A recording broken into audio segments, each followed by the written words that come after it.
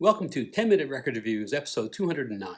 And today I'm going to talk about Charles Mingus's lovely album from 1959, that great year in jazz, Mingus What I have here is a fairly undistinguished 1987 reissue, which is okay, because if you're going to go one of the early issues, you're going to pay some big coin. In terms of what to expect, well, this is one of the more accessible records of a musical genius whose combative musical style meant that he was more appreciated often by the critics than by the humble listener. Like many Mingus records, it harnesses many different individual talents and herds them vaguely towards a general goal, with Mingus occasionally shouting encouragement as they go. Mingus himself defies easy categorization. His greatest years were really in the greatest years of hard bop, but he also includes aspects of swing, blues, even some classical in his compositional styles, and even his apparently straightforward hard bop numbers are not that straightforward.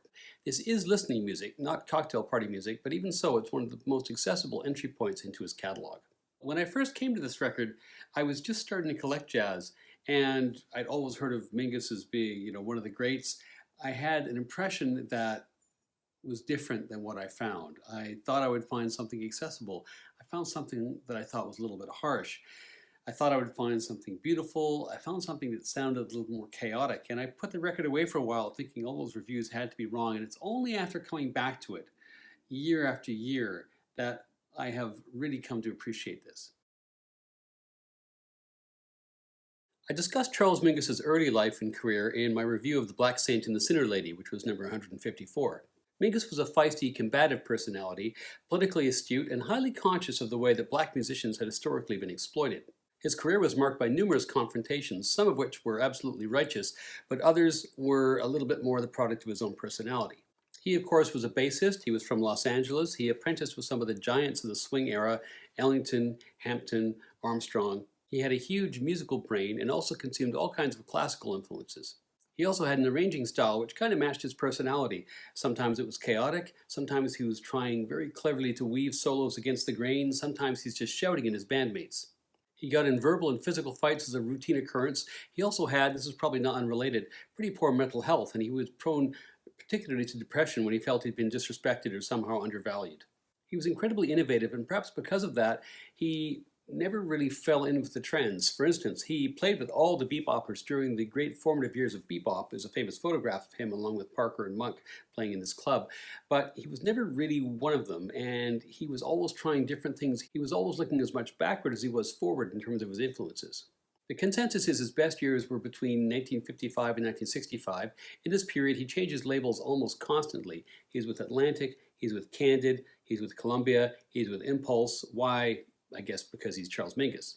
In terms of the form of his music, after arriving on the scene in the early to mid-1940s, by the time the bebop era had waned, he'd begun to work with slightly larger groups, bigger than your typical bop ensemble of 4 to 6 players, but significantly smaller than the bigger jazz orchestras.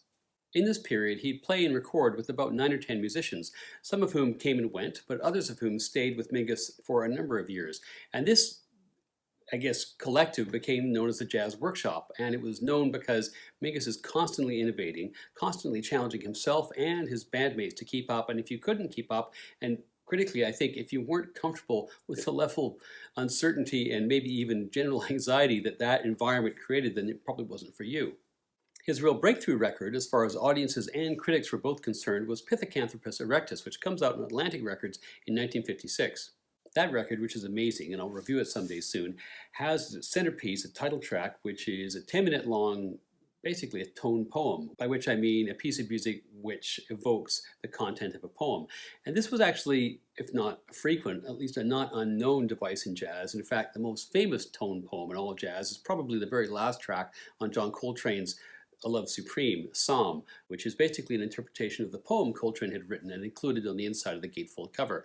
Amazingly, it took people decades to figure this out. In retrospect, it seems kind of obvious.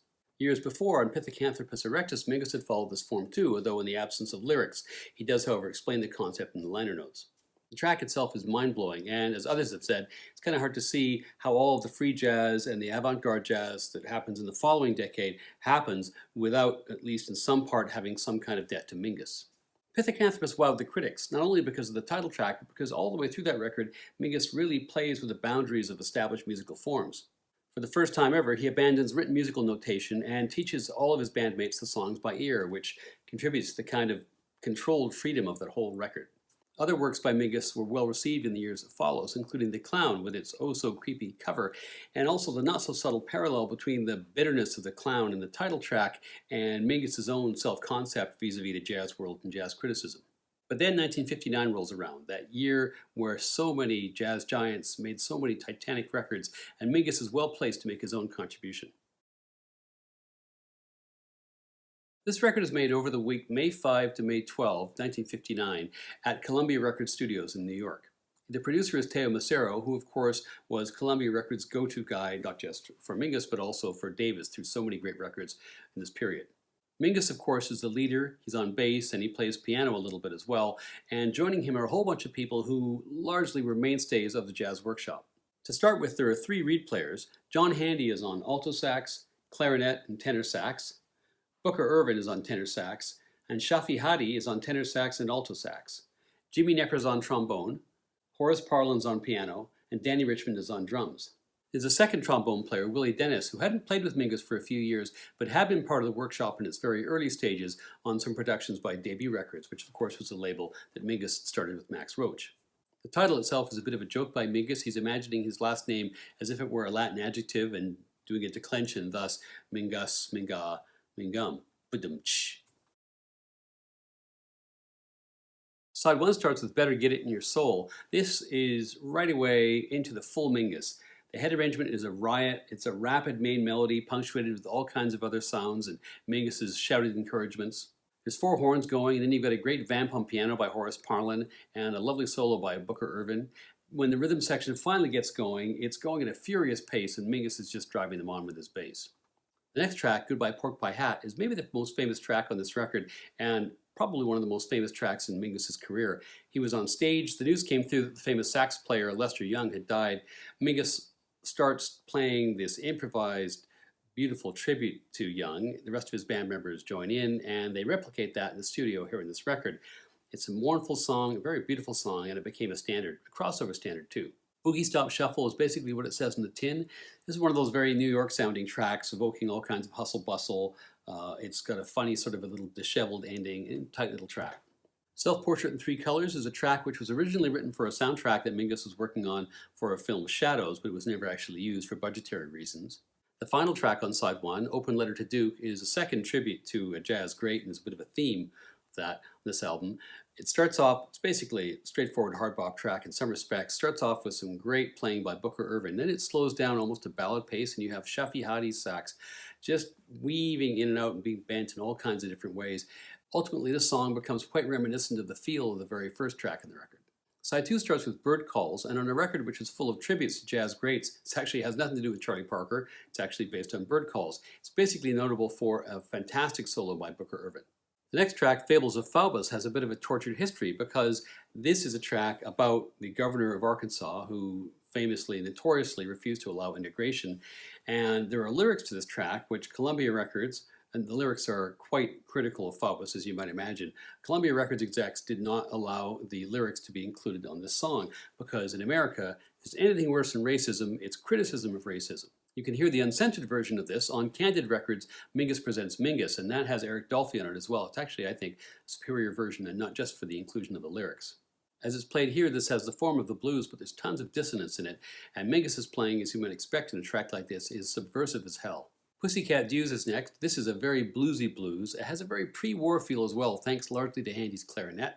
The final track, Jelly Roll, is of course a nod to pre-war jazz lord Jelly Roll Morton. It's a bluesy piece of hard bop with a very, I guess appropriately, pre-war sounding head arrangement in which Shafi Hadi's alto sax is very prominent. It's often said that Mingus isn't for everybody, but here he's probably about as accessible as he gets. There's only really 2 or 3 tracks on here with tricky time signatures or really dissonant or challenging passages. Although not exclusively, much of the record contains nods to past jazz greats and pioneers, jazz styles, particularly in the head arrangements, updated to the hard bop era in the solos. It's not yogi music, Mingus never is, but it's often playful and always interesting. I'll notch it down half a point, partly for Columbia Records' racist cowardice and also because it takes a little bit of time to get used to, but you'll be glad that you did get used to it. It's 4.5 out of 5 stars for me.